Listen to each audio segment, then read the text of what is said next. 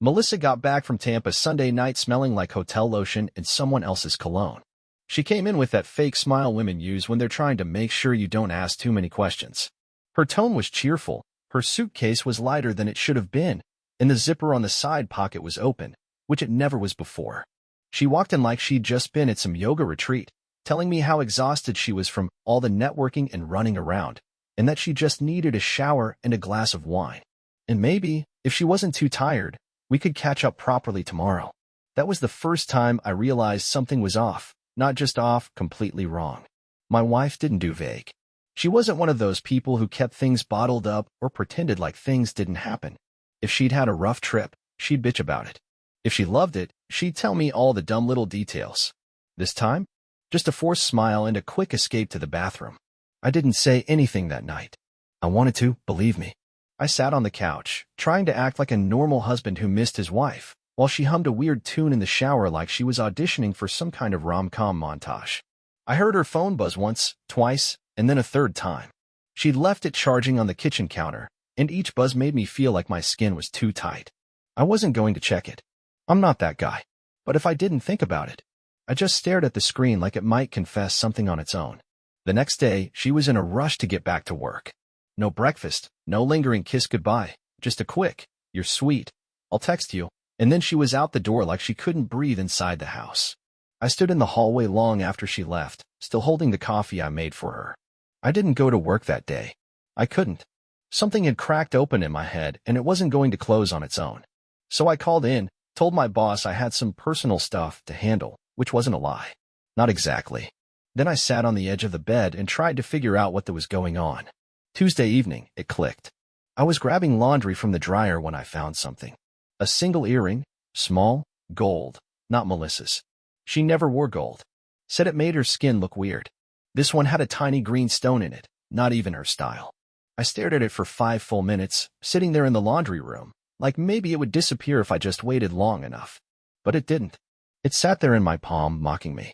That night, I brought it up. "Hey, Mel," I said, casual as I could make it, trying not to sound like I'd spent the whole day turning into a detective. "Whose earring is this?" "Found it in your clothes." She barely glanced at it. "Oh, probably Janine's," she said. "She was in my room while I was packing." The lie came out too fast. No pause, no confusion, no curiosity. And Janine? That woman hadn't traveled with her in years. She didn't even work for the company anymore. Janine? Thought she left the company. "She did," she replied quickly. "But she came by the office last week to help with something. Borrowed my steamer." I didn't push. Not yet. I wasn't ready to go to war without ammo. So I nodded like I believed her, dropped it, and changed the subject. But in my head, something had shifted. A lever pulled, a door opened, whatever metaphor you want. It was the beginning of the unraveling. 2 days later, I got lucky. She forgot to log out of her work account on the iPad. Now, again, I wasn't snooping. I wasn't planning to violate her privacy. But when I opened the iPad to check the news and her Outlook was still running, my eyes landed on something that changed everything. A calendar invite. It wasn't shady at first glance, just labeled Brand Partner Sync, Tampa. But then I looked at the address. It wasn't a store. It wasn't even a co-working space. It was a beachside condo. The kind you rent for the weekend. And here's where it gets real. Melissa doesn't book meetings on weekends. Ever. She's the kind of person who won't answer her work emails past 5 p.m. on a Friday. But this invite was for 11 a.m. on Saturday. Curious, right? So I did something I never thought I'd do. I made a call. I called her boss. "Hey, Curtis. Sorry to bother you. Just checking in. Melissa mentioned some crazy pop-up event in Tampa, and I wanted to surprise her with a little something for her team. Could you tell me where they were set up?" There was a pause on the other end. Then Curtis, in his usual too-loud voice, said, "Tampa?" She didn't go to Tampa. We didn't do any events this week, just internal stuff here. Melissa took PTO Thursday and Friday.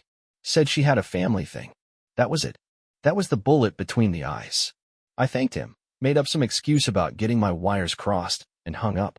Then I sat on the kitchen floor, surrounded by silent appliances, while the ceiling felt like it was caving in. You know that feeling when your stomach drops and your heart is hammering, but you're not moving? That's where I was. Not angry, not sad, just annihilated. That night, I didn't speak a word. She came home, poured herself a glass of wine, and went straight into her evening routine. I watched her move around the house like everything was normal. She smiled at me, made small talk, asked what I wanted for dinner. I didn't answer. I just watched her. Because now I knew. She hadn't gone for work.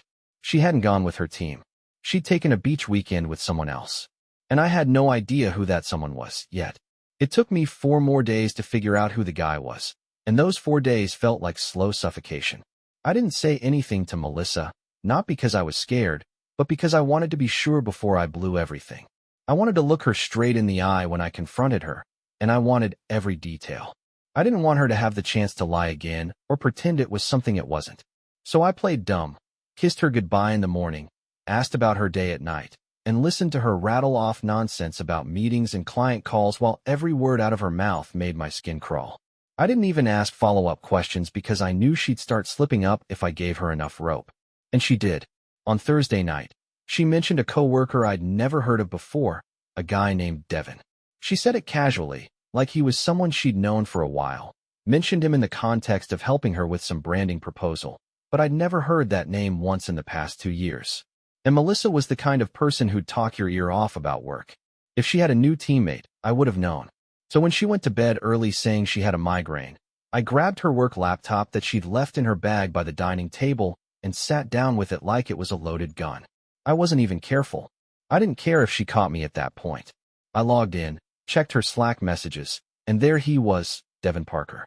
The top conversation thread. She had pinned it. I clicked it open, and within seconds, I wanted to smash her laptop through the window. Their messages weren't work-related. Not even close. They were loaded with inside jokes, emojis, flirty comments, and references to things that had nothing to do with her job. There were screenshots of memes, talks about food, music, late-night thoughts. Then I found the part that mattered. Thursday before she left for Tampa. I booked it. Same condo as last time. Can't wait to see you again. His reply? I've been counting the days. You bring the white dress. Her answer? Packed first. That's when I stopped reading. I didn't need to see any more. It was all right there. They'd done this before. She'd been lying for longer than just a weekend. She had a whole thing with this dude. This wasn't a drunk mistake or some fling that happened once. It was planned. It was ongoing. It was deliberate. And she'd been sleep with him in beach condos while I was home walking the dog and fixing the leaky faucet she complained about every week. The next morning, I watched her brush her hair at the mirror, humming like she hadn't just torn our marriage in half. I stood in the doorway, arms crossed, trying not to throw her hair straightener through the mirror. So this Devin guy, I said real calm. You two work closely? She flinched. It was small, but I saw it. Yeah, why? Just never heard of him before this week. She laughed a little, but it sounded forced. He's new. Transferred in from the San Diego office. Must have transferred fast. You seem pretty tight already. She turned to look at me, eyes squinting slightly. Why are you asking? I was just curious. You said he helped with the branding pitch. Thought maybe he'd be at the Tampa event too. There it was. The stutter. No. I mean, yeah, he was. For part of it. I nodded. Strange. Your boss said no one from the branding team was there. Just you and a couple of interns. Her face drained of color. She opened her mouth, then closed it. You called Curtis? Of course I called Curtis, I said. I wanted to surprise you with something for your team. Figured I'd send lunch or drinks or something. Imagine how stupid I felt when he said there wasn't even an event. She dropped the brush. It clattered on the counter, echoing louder than it should have. I can explain. Yeah, I bet you can, I said, stepping into the room. Let me guess. You were overwhelmed. You felt neglected. It just happened. Right. Mark, listen. I didn't mean for it to go this far. It was supposed to be harmless. Just someone to talk to. I didn't sleep with him the first time we met. I swear. Just the second, third, and fourth time, huh? Her lip trembled. I didn't plan this. You planned the weekend, Melissa. You booked a condo. You packed a dress. Don't stand there and act like it was a spontaneous accident. It's not like I don't love you, she said, like that was supposed to mean something. I laughed. I laughed because if I didn't, I would have screamed until my throat tore. You love me? You disappeared for 3 days to sleep with coworker in Florida, then came home and slept next to me like nothing happened. I didn't know how to tell you, she whispered. You didn't want to tell me. I snapped. Because you didn't want to deal with the fallout. You wanted to keep your little fantasy life intact while I kept paying the mortgage and cleaning up after the dog. She backed up a step. Please. Just let me explain. No, I said. You had your chance. Now you're going to listen. Melissa didn't say a word for the first 10 seconds, but I could see her brain scrambling to build a version of the story that didn't make her look like the she had clearly become. She stood there, leaning against the bathroom sink, her face pale, her hands clenched like she was rehearsing lines in her head. I wasn't going to help her. I wasn't going to fill the silence for her. She wanted to lie? She'd have to work for it. She finally looked up, eyes red, voice shaking like that was supposed to earn her some kind of sympathy. It wasn't serious, Mark. I swear. It was just something that happened because things have been off between us for a while. I didn't even blink. You booked a condo. Don't insult my intelligence by calling that something that happened. You planned it. You talked about it. You packed for it. You even coordinated it during work hours, using your company email like an idiot.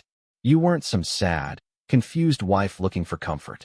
You were a lying who wanted to get laid behind her husband's back and then come home and play house like nothing happened. Her jaw tightened. I didn't plan to hurt you. You didn't plan to get caught. I corrected her, stepping closer now, my voice calm but firm, because I wasn't going to scream like a lunatic while she stood there. You thought I'd never find out. You thought you were too clever. You thought I was too stupid or too trusting or too distracted to see what was happening right in front of my face. She looked away, and I could tell the shame was starting to settle in, but I wasn't done yet. I walked back into the bedroom, pulled open the top drawer of my nightstand, and pulled out a thick printed stack of her Slack messages, the calendar invite, the condo booking confirmation, all of it. I tossed it onto the bed like a cop dropping evidence on the table during an interrogation. Read it, I said. You think I don't know how many times you've been with him? You think I didn't notice the weekend 2 months ago when you said you were at that team-building retreat upstate? You were with him then too. Same guy. Same excuse. Different lie. She stared at the stack like it was a pile of dynamite, and she didn't know which wire to cut. Her lips were moving slightly, maybe whispering something to herself, or maybe just trying to keep from throwing up. I didn't care. She finally spoke. I didn't sleep with him that first weekend. I swear. I laughed once, just one short, bitter sound. You think this is about how many times you spread your legs for him? This is about you lying to my face every single day while pretending we were fine. This is about you coming home from slept with him and cuddling next to me like I was your backup plan. Melissa walked toward me, hands shaking like she wanted to touch me, as if there was still some part of me that wanted to be touched by her. Mark, please. You have to understand. I cut her off, stepping back. No, you don't get to ask for understanding. You had options. You could have told me you weren't happy. You could have said you wanted space, time, a break. Hell, you could have just said you were done. But you didn't. You chose to lie, over and over again, and now you're crying because you're cornered. Her voice cracked. It wasn't just sex. I didn't mean to fall into it like this. So you loved him? No, I didn't. I don't. He made me feel seen, like I mattered. You mattered to me, I said, and this time the anger in my voice came through. You mattered to me every day. I was here. I was working. I was cooking. I was fixing the house. I was listening when you needed to rant about your coworkers. I did everything right, and somehow, you still found a way to convince yourself you deserved better. Tears were running down her face now, and I didn't care. I'm sorry, she whispered, over and over, like that meant anything. Like the word sorry had the power to reverse betrayal. I want you to pack your clothes, I said finally. And I want you to get the hell out of this house by tomorrow. You can go stay with your mom or your sister or your coworker buddy. I don't care. But you're not sleeping under my roof anymore. Melissa looked stunned. Mark, wait. Can we at least talk to someone? Maybe counseling. No, I snapped. You cheated. You lied. Counseling doesn't fix character. You crossed a line you don't come back from. You made your choice when you dropped your panties in a beach condo while pretending to be at a work event. She looked down, silent, defeated. I left the room. I didn't want to hear her cry anymore. She could cry into her suitcase while she packed her garbage. I was done talking. Melissa left the next day around noon, dragging 2 suitcases behind her and barely able to look me in the eye. She asked if we could talk again when things calmed down, but I didn't respond. I watched her walk down the steps and get into her car like she wasn't just leaving a house, but walking out of the mess she caused as if it could be packed into luggage and driven away. I wasn't going to waste my breath trying to make her feel bad. I was going to make sure everyone else saw her the way I now saw her, someone who smiled in your face while doing the opposite behind your back. She forgot to log out of her work accounts. That was her first mistake. I still had access to her emails, her calendar, and the shared company drive. I didn't need to guess where she had been or what she'd done. It was all laid out right there: receipts, emails, travel plans, even a folder where she had shared pictures from their trip. They weren't anything too graphic, but the way they stood next to each other, the way she leaned into him like I didn't exist, was more than enough. Her second mistake was using her work computer to message him during the week. I downloaded everything. Every message, every calendar invite, every expense report. She used the company card for part of the trip, and that was going to cost her more than just our marriage. I called a friend who worked in HR at her company. Not someone she was close to, but someone who owed me a favor. I told her I had documents she needed to see and asked if we could meet in person. I didn't explain over the phone. She agreed to meet that evening after work, and I handed her a flash drive and a printed packet with all the details. I told her I wasn't doing this out of revenge, but because it was about time people stopped getting away with pretending to be two different people at once. She nodded and said she'd make sure it landed on the right desk. That was all I needed to hear. The next step was her family. Her sister had always been suspicious of how Melissa acted during her business trips. She used to joke about it during family gatherings, but Melissa always brushed it off. I sent her a message asking if she had time to talk. We met at a diner near her place, and I handed her a folder with everything printed. She read through it page by page, and by the time she was done, her face was tight with disappointment. She said she was sorry. I didn't need her to be sorry. I just needed someone on her side of the family to know the truth, and now they did. But the part that mattered most was yet to come. I wasn't going to post anything online or scream about it to the world. That kind of thing doesn't fix anything. What I did instead was prepare a final package for Melissa herself. A neat, silent package. I spent 2 nights organizing everything into sections: messages, emails, travel receipts, screenshots of her conversations with him, including one where she called me boring and predictable and said she felt like she was married to a piece of furniture. That line stuck with me more than any of the pictures. I was predictable because I didn't lie. I was boring because I didn't hide things. She thought that was weakness. I wanted her to see what that kind of weakness could do when pushed too far. I printed that line in bold on the cover of the folder. I placed it inside a sealed envelope and left it on the kitchen counter at her mom's house when I dropped off a few of her forgotten things. I didn't knock. I didn't wait. I just left it there and walked away. 3 days later, she showed up at my door. Her face looked like she hadn't slept.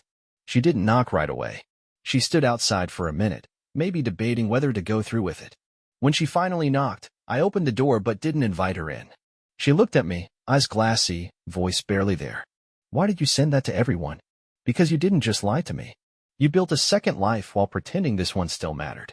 I wanted the people who still thought you were something you're not to see what I saw. You embarrassed me at work." "No, you embarrassed yourself. I just gave them the truth. You did the rest." She stood there for a second, probably thinking I'd let her inside, maybe expecting a fight or a breakdown. But I had none of that left in me. I was done reacting. I was done trying to understand why she did it or what she wanted me to feel. I already felt it. Now it was her turn. Melissa stayed outside the door longer than I expected. I didn't ask her to leave, but I also didn't say anything. I let her stand there, shifting on her feet, waiting for me to say something that would open the door to a conversation. Eventually, she broke the silence herself and asked if we could talk for 5 minutes. I didn't answer right away, but I stepped aside and let her in. She walked into the living room like a stranger, like she didn't belong there anymore, like she already knew the version of me that used to care about making her feel comfortable wasn't coming back. I sat down on the edge of the couch while she remained standing, her arms crossed, her posture tight. She opened her mouth a few times before she finally started talking. "I know what I did can't be undone," she said, her voice shaky but clear.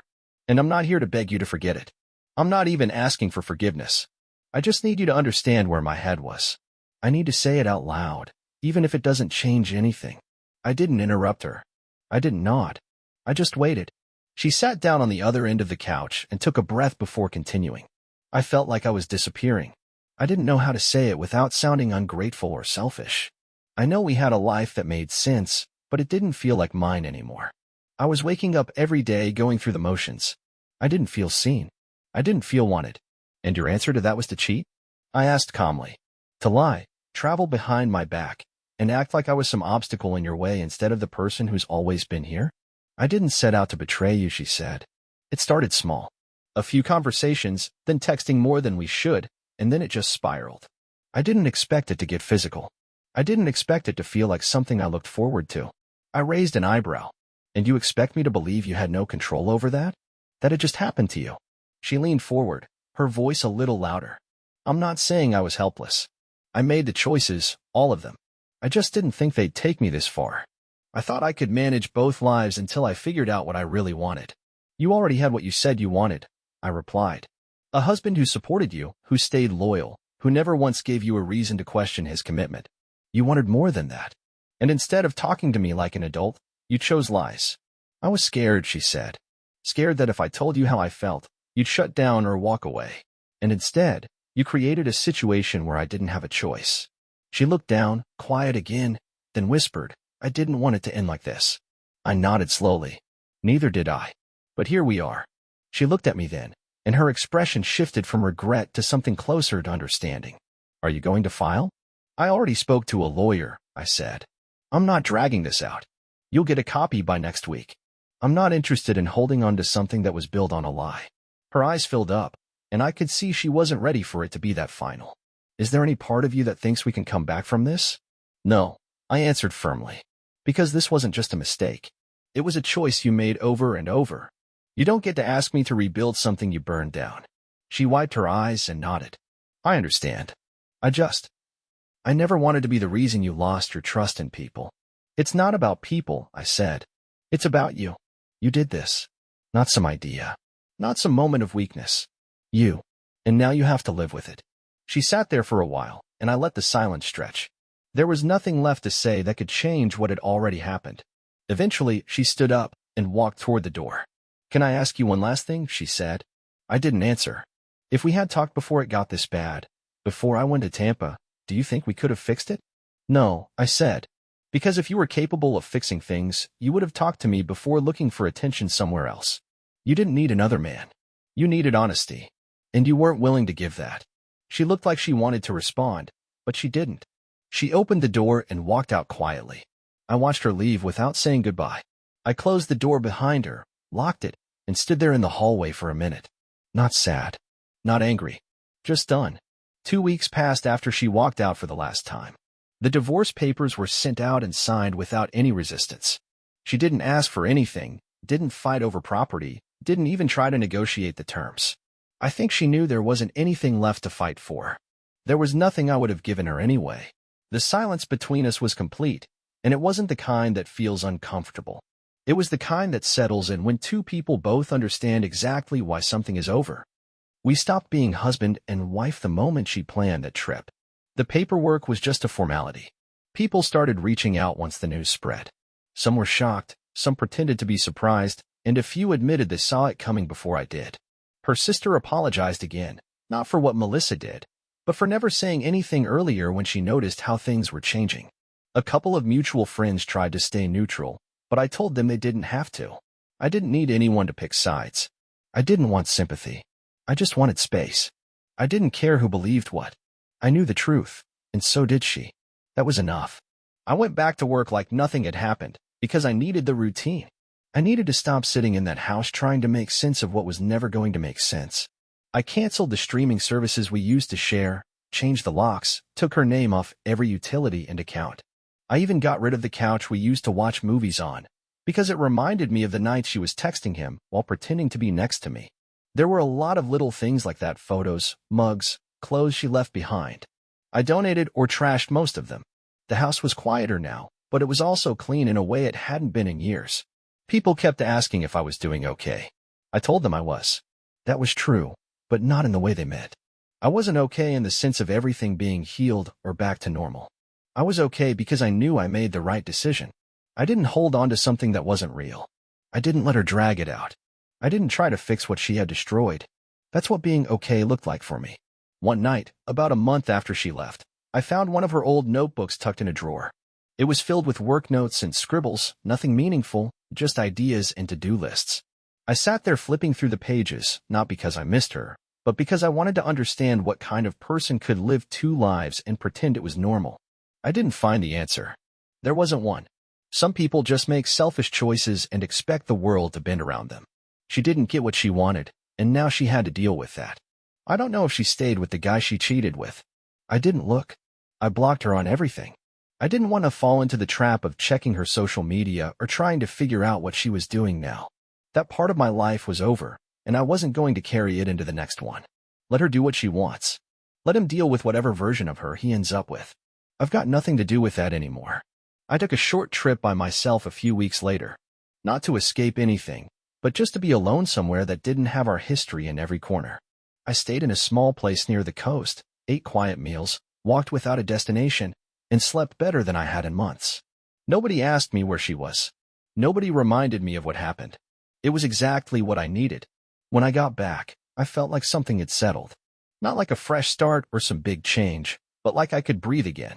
I didn't feel heavy anymore. I didn't feel angry either. That's when I knew it was really over. Not just on paper, but in every part of me that used to care. I didn't learn some huge lesson about love or trust or how to avoid getting hurt. I already knew how to treat people. I already knew what loyalty looked like. I didn't change because of her mistake. She just showed me that even the people closest to you can lie with a straight face. And once you accept that, you stop wasting time trying to figure out why. If there's anything I did learn, it's that letting go doesn't have to be loud or dramatic. Sometimes, it's just about waking up, making coffee, and not thinking about someone who used to mean everything. That's the real end. When their name doesn't even echo anymore. When your life is yours again, completely. And that's where I am now. Right here, in the same house, with the same job, the same dog, but with one less lie in my life. That's all I needed.